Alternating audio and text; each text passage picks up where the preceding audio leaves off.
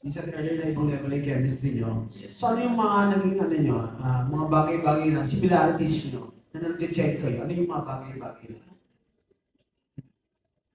Siguro yung magkamukha tayo. No? Hindi. Sobrang dami po namin similarities na bago-bago lang po namin na-discover. Kasi ngayon, talagang dahil lang sa seducing Drake Palma kaya kami naging close. Isa na siguro dun yung yung kulitan namin dalawa. Talagang kahit ano pang kulitan niya, nagkakasundo kami lagi. Yan, pero ikaw Sa mga likes, mga gustong mga bagay-bagay, yung mga ganun ba?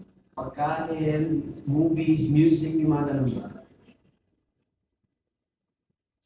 Ang Wala similarities. po eh. Similarities. Similarities sa likes namin. Magkaiba po yung taste namin. Kunyari na lang po sa music. Magkaiba po. Gang yung music ko. Ano music? Ano music niya? Gang. Kasi madalang sa kanila.